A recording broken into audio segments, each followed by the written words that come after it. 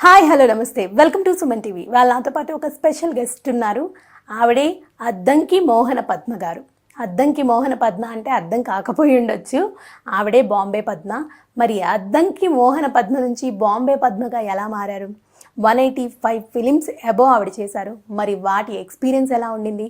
Web series చేశారు, what films చేశారు, చాలా ఎక్స్పీరియన్సే ఉంది. మరి ఆ ఎక్స్పీరియన్స్ గురించి ఆవిడని అడిగి తెలుసుకుందాం. మరి ఆవిడే మనతో పాటు ఉన్నారు. మరి ఏమాత్రం ఆలస్యం చేయకుండా వెంటనే ఇంటర్వ్యూ స్టార్ట్ చేద్దాం. నమస్తే అమ్మా. నమస్తే నాన్న. మీకు ఇండస్ట్రీలో ఇప్పుడు ఫోన్ చేసి నాకు పలానా హెల్ప్ కావాలి అంటే చేసే వ్యక్తి ఎవరైనా ఉన్నారా? ఉన్నారు. ఎవరు? అలీ గారు ఉన్నారు, తేజ గారు ఉన్నారు, డైరెక్టర్ తేజ గారు. ఎస్. ఎందుకని అంత మంచి బాండింగ్ వాళ్ళతో? బాండింగ్ అంటే అమ్మా, వాళ్ళతో బాండింగ్ పెట్టుకొని ప్రతి వాళ్ళకి ఉంటుంది. కాకపోతే వాళ్ళు నాకు చెయ్యాలని వాళ్ళు అనుకొని చేయడం అనేది అది నా పూర్వజన్మ సుకృతం కింద అనుకుంటా నేను. అంటే ఎక్కడో ఇంత అదృష్టం వేసుకొని పుట్టా. ఎక్కడి నుంచి కనెక్టివిటీ? మూవీస్ నుంచేనా? మూవీస్ నుంచి. మరి ఫస్ట్ మూవీలో నిజం మూవీలో అయితే తిట్లు తిట్టారు ఆయన నన్ను, మామూలుగా కాదు తిట్టారు. మనం ఏం ఆలోచించాలంటే బాధ కలుగుద్ది. అందరూ అన్నారు అన్ని తిట్లు తిడితే ఏడవలేదేంటి అన్నారు. అమ్మ కొడితే అంత ఏడ్చారు, మరి డైరెక్టర్ గారు తిడితే ఎందుకు ఏడవలేదంటేనమ్మా, ఆయన తిట్టాలని నేను తిట్టే పొజిషన్లో ఉన్నాను కదా, వాళ్ళు పడే పొజిషన్లో ఉన్నారు కదా అని తిట్టరు. కోపం వస్తే తిట్టేస్తారు, మరుక్షణం మర్చిపోతారు. మరి ఇంకెందుకమ్మా గుర్తుపెట్టుకోవడం? They are expecting output, good output అంతే. ఎక్కడ ఏదో చిరాకు తెప్పించుంటే తిట్టారు, ఆ రోజు నా దినఫలం అలా ఉంది. ఓకే, మంచి వ్యక్తుల్లో అయితే అంటే ఒక మంచి బాండింగ్ అయితే ఏర్పడింది వ్యక్తులతో. అయితే మీకు ఇన్స్పిరేషన్ ఎవరమ్మా? అమ్మా ఇన్స్పిరేషన్ అంటే మామూలు చెప్పాలంటే అంటే నేను రావాలనుకోవడం, నాకు యాక్టింగ్ వచ్చు కనుక నేను చేద్దాం అనుకోవడం అనేది కోరిక. ఎలా వెళ్ళాలి అనేటప్పుడు ఒక చీకట్లో దీపంలాగా నాకు కనపడింది చిరంజీవి గారి బ్యాక్గ్రౌండ్.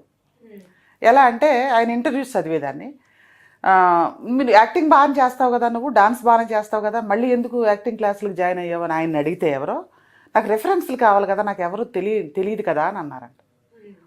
ఓహో, మనం అలా వెళ్తే రెఫరెన్స్లు వస్తాయి అన్నమాట అనేది ఒక స్ట్రాంగ్ పాయింట్, నేను రావడానికి ఒక దిక్సూచి.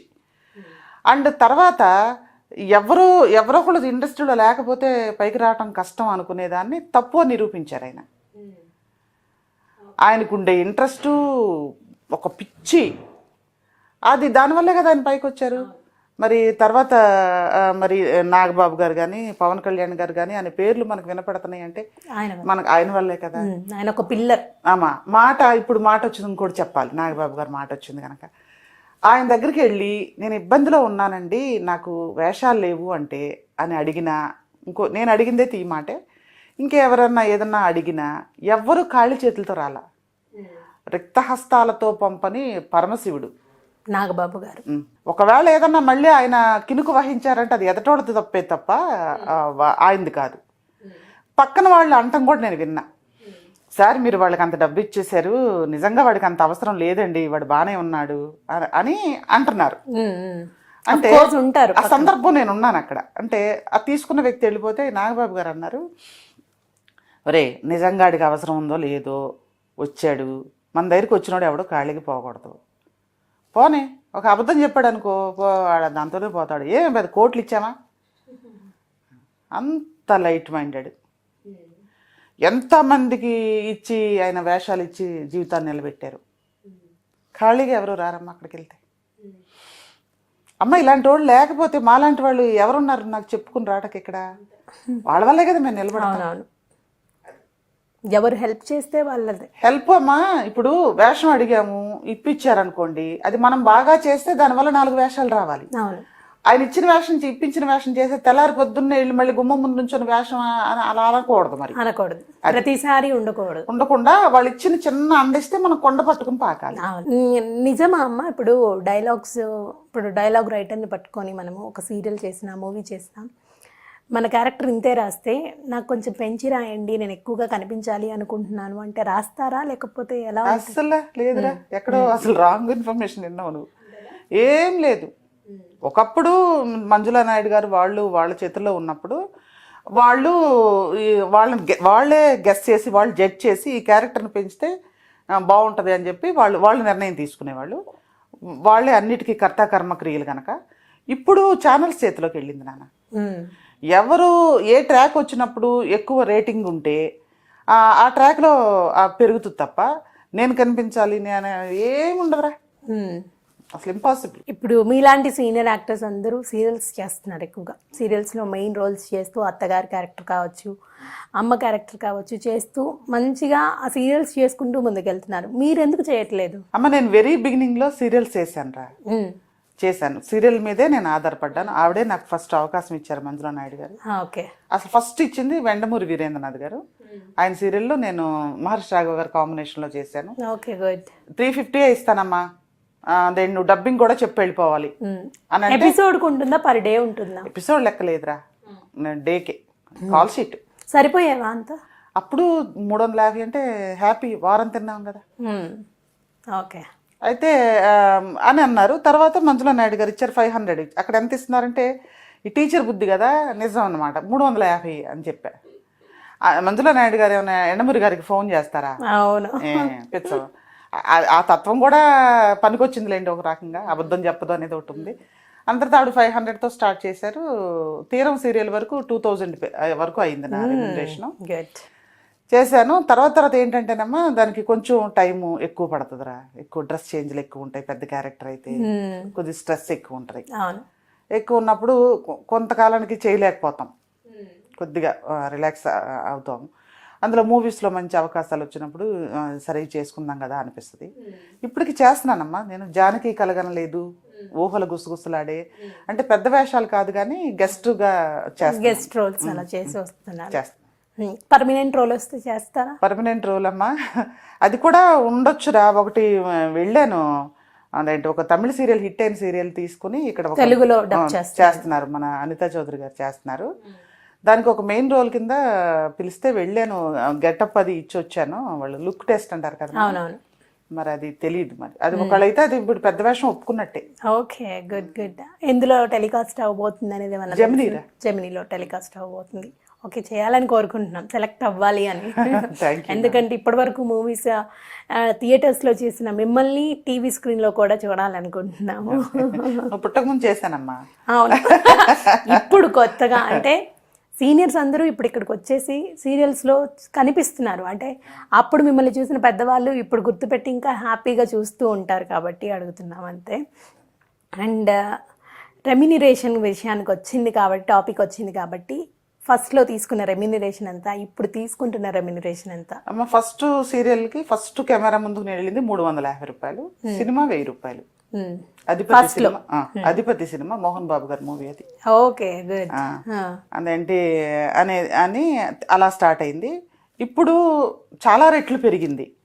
ఇప్పుడు చెప్పడానికి నాకేమి మొహమాటం లేదు, నన్ను ఎవరు అంత ట్యాక్సులు కట్టేంత నన్ను ఎవరు ఇబ్బంది పెట్టరు. కానీ ఒక సినిమా వాళ్ళు ఇంత ఇచ్చారు అని మనం ఒక అమౌంట్ చెప్పామనుకో, అదే ఫిక్స్ అయిపోతారు. అలా ఫిక్స్ అవ్వటం కాదురా. చిన్న సినిమాల వాళ్ళు డబ్బులు ఇవ్వలేని వాళ్ళు రారు దగ్గరికి, ముందే భయపడిపోతారు. అందుకని మనం అసలు ఏం చెప్పకుండా ఊరుకుంటే, ఇప్పుడు ఒక సినిమా చేసామనుకో, పెద్ద సినిమా, వాళ్ళు నెక్స్ట్ సినిమాకి మనం ఏం అడగక్కర్లేదు. లాస్ట్ మూవీకి ఎంత ఇచ్చామని కొంత యాడ్ చేసి వాళ్ళే ఇస్తారు. అవి అలా రన్ అవుతుంటాయి. కొత్త వాళ్ళకి అమ్మ ఇన్ని రోజులు వర్కింగ్ డేస్ ఉన్నాయి, మరి మేము తెచ్చుకోలేము, మేము ఇంతే ఇవ్వగలము అంటే కొన్ని ఆలోచన చేయాల్సి వస్తుంది. అందుకని ఇప్పుడు చెప్పకపోవడమే మంచిది అనుకుంటున్నాను. సాటిస్ఫైడ్ రెమ్యునరేషన్ అయితే వస్తుంది. సాటిస్ఫైడ్ అనేది అంటే వర్క్ లేదు కదా నాన్న. ఈ కోవిడ్ దెబ్బకి మనం సాటిస్ఫైడ్ అనే పదం వాడటానికి కూడా భయపడతాం. ఓకే, లేదు ఇప్పుడు ఎంత వచ్చినా రెమ్యునరేషన్ నెలకు ఒక మినిమం 5 days వర్క్ ఉందనుకోమ్మా, వర్క్ ఉంటే మనకి సర్వైవల్ అయిపోతాం మనం. అలా కూడా ఉండదు, ఒక్కోసారి నెలల తరబడి ఖాళీ ఉంటాం. ఈ సినీ ప్రస్థానంలో కూడబెట్టింది ఎంత, పోగొట్టుకునేది కూడా ఎంత? నేనేం పోగొట్టుకోలేదమ్మా. ఎక్కడో తెలియక ఒక దగ్గర 2 దగ్గర చాలా ఇగ్నోర్ అనుకునే అమౌంట్స్, సత్యనారాయణ గారి పక్కన వైఫ్ క్యారెక్టర్ ఇస్తామని ఇట్లా ఇవో అబద్ధాలు చెప్పి వచ్చిన కొత్తలో ఒక 10,000 5,000 అంటే ఒక ఉంగరం 5,000 అడిగాడు. నా చేతికున్న ఉంగరం 5,000 ఖరీదైంది, ఇచ్చాను. అది ఇప్పుడు 40,000 50,000 అయ్యి ఉండొచ్చు, అది వేరే విషయం. ఆ రోజు నేను ఇచ్చింది 5,000 రూపాయలు. అలా 2 చోట్ల నేను అమౌంట్ మోసపోయాను. మోసపోయింది. సరే, అది అలాంటి చిన్న చిన్నవి.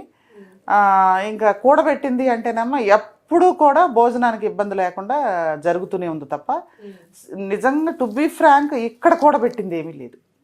అంత లేదు. ఇప్పుడే కదా రాజావారి రాణి గారు రిలీజ్ అయింది, ఇప్పుడు కొంచెం కొంచెం ఇక ముందు ఏమన్నా ఉంటుందేమో మరి. ఎప్పటి వరకు అంటే మామూలుగా అయితే గవర్నమెంట్ జాబ్స్కే అంటే రిటైర్మెంట్ అనేది ఉంటుంది. మన ఇండస్ట్రీ లైఫ్లో ఏంటంటే రిటైర్మెంట్ ఉండదు, మనం తీసుకోవాలి. మీరు ఎప్పుడు తీసుకోవాలనుకుంటున్నారు? వీళ్ళు ఇంకా వద్దులే, ఇంకేం పిలుస్తాం లేరా బాంబే పద్మను మాట మాటకి అని ఫేడ్ అవుట్ అయిపోయిన దాకా చేస్తానమ్మా. అంతే, వాళ్ళకి విసుగు రావాల్సింది, వాళ్ళకి విసుగు వచ్చే వరకు మీరు చేస్తారు. అంతే. ఎప్పుడు మేకప్ పడింది, ఎప్పుడు పోతుంది అని ఒక ఆలోచన ఉంది కాబట్టి దానికి ఒకటైతే చెప్పేశారు, ఫేడ్ అవుట్ అయ్యే వరకు అని. మీకు మేకప్ పడిన ఇయర్ ఏదైనా ఉందంటే స్టేజ్ ప్రోగ్రామ్స్ కూడా చేశారు? అదే అమ్మా, స్టేజ్ ప్రోగ్రామ్స్లో చేసినప్పుడు అంటే అది ఏ ఏజ్లో ఉన్నా 35 అనుకుంటారా, ముంబైలో చేసాం ఒక మరాఠీ నాటకం. తర్వాత ఇంకా అది అవి తీసేస్తే మామూలు మన షూటింగ్ లెక్క ఇక్కడ లెక్క వేసుకుంటే ఇంకా ఇండస్ట్రీకి వచ్చేసాం అనుకుని లెక్క వేసుకుని 2001. ఇప్పుడు కరెక్ట్గా 20 years కంప్లీట్ అయింది. 20 years నుంచి 20 years బ్యాక్ మీరు మేకప్ వేసుకున్నారు, స్టిల్ అలా కంటిన్యూ అవుతుంది. అలానే మంచిగా యాక్ట్ చేసి మంచి మంచి మూవీస్లో, సీరియల్స్లో, వెబ్ సిరీస్లో అంటే ఆన్ స్క్రీన్ మీద వెలుగుతూ మమ్మల్ని ఎంటర్టైన్ చేయాలని మనస్ఫూర్తిగా కోరుకుంటున్నాను. ఆల్ ది వెరీ బెస్ట్ అమ్మా. Thank you so much. God bless you. నీకు నమస్కారం అన్న కూడా చిన్నదాని. Thank you. God bless. So చూసారు కదండి, బాంబే పద్మ గారు అంటే అద్దంకి పద్మ గారు మనతో అన్ని విషయాలు షేర్ చేసుకున్నారు. మరిన్ని వీడియోస్తో, మరిన్ని ఇంటర్వ్యూస్తో మళ్ళీ మీ ముందుకు వస్తాను. Until then keep watching Suman TV. This is Anusha signing off. Bye by.